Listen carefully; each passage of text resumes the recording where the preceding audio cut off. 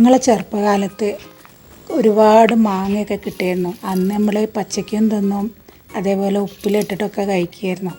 ഇപ്പം എന്ന് പറഞ്ഞാൽ ആ മാവൊക്കെ എല്ലായിടത്തും കുറവല്ലേ. അപ്പോൾ അങ്ങനെ മാങ്ങ കിട്ടുക എന്ന് പറഞ്ഞിട്ടുണ്ടെങ്കിലും ബുദ്ധിമുട്ടാണ്. പിന്നെ കിട്ടിയ മാങ്ങ ഏതായാലും കുറച്ച് ഉപ്പിലിട്ട് വെക്കാമെന്ന് വിചാരിച്ച്.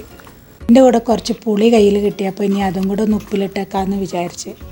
അങ്ങനെ ആകുമ്പോൾ നമുക്ക് ഉപ്പിലിട്ടിട്ടോ അല്ലെങ്കിൽ കറിയിൽ ഇടാനൊക്കെ ഇത് എടുക്കാമല്ലോ. അപ്പോൾ അങ്ങനെ വിചാരിച്ചിട്ടാണ് ഇത് ഉപ്പിലിട്ട് വെച്ചിട്ടുള്ളത്. ഇന്ന് ഉച്ചയ്ക്കൊരു ബിരിയാണി ഉണ്ടാക്കാമെന്നാണ് വിചാരിക്കണത്. അപ്പോൾ ചിക്കൻ കറി ഉണ്ടാക്കാൻ വേണ്ടിയിട്ട് ചിക്കൻ കൊണ്ട് വെച്ചതായിരുന്നു. അപ്പോൾ അത് ബിരിയാണി ആക്കിയാലോ എന്നൊരു. അപ്പോൾ ചിക്കനിലേക്ക് മുളകും പൊടിയും മഞ്ഞൾപ്പൊടിയും മല്ലിപ്പൊടിയൊക്കെ ഇട്ടിട്ട് മസാല ആക്കിയിട്ട് അതൊന്ന് പൊരിച്ചെടുത്തിട്ടുണ്ട്. അധികം മസാലകളൊന്നും ചേർക്കാതെ ഒന്ന് സിമ്പിളായിട്ട് ഉണ്ടാക്കാം എന്ന് വിചാരിക്കുന്നുണ്ട്. ഉള്ളി വഴറ്റി എടുത്തതിന് ശേഷം അതിലേക്ക് മസാലകളെല്ലാം ഇട്ടിട്ട് പൊരിച്ച് ചിക്കനും അതിൽ ചേർത്ത് കൊടുത്തിട്ടുണ്ട്. ഡീറ്റെയിൽസ് വീഡിയോ ഞാൻ ഇതിന് മുന്നേ ചെയ്തിട്ടുണ്ട്, അതുകൊണ്ടാണ് ഇതിലെല്ലാം ഡീറ്റെയിൽ ആയിട്ട് കൊടുക്കാത്തത്.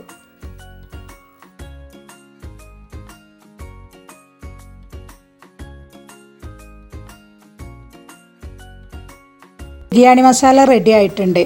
ഇത് അതിൻ്റെ മുകളിലേക്ക് നെയ്ച്ചോറ് ഇട്ട് കൊടുത്തിട്ട് ഇതൊന്ന് ദം ചെയ്തെടുക്കണം. ഇതിൽ ചപ്പും കാര്യങ്ങളൊന്നും ഞാൻ ഇട്ടിട്ടില്ല, അതൊന്നും കയ്യിലില്ലാത്ത കാരണമാണ് ഞാനിങ്ങനെ വെച്ചിട്ടുള്ളത്. നമുക്കൊരു ബിരിയാണി കഴിക്കണമെന്ന് തോന്നുമ്പോൾ നമ്മളെ കയ്യിലുള്ള സാധനങ്ങൾ വെച്ചിട്ട് സിമ്പിളായിട്ടും ഉണ്ടാക്കാൻ പറ്റും. അതേപോലൊരു ബിരിയാണിയാണ് ഉണ്ടാക്കിയിട്ടുള്ളത്. കുറച്ച് നെട്ട് കഴിക്കാമെന്നാണ് വിചാരിക്കുന്നത്.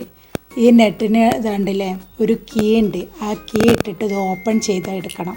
അപ്പോൾ നമുക്കത് ഉള്ളിലുള്ളത് കഴിക്കാൻ പറ്റുള്ളൂ.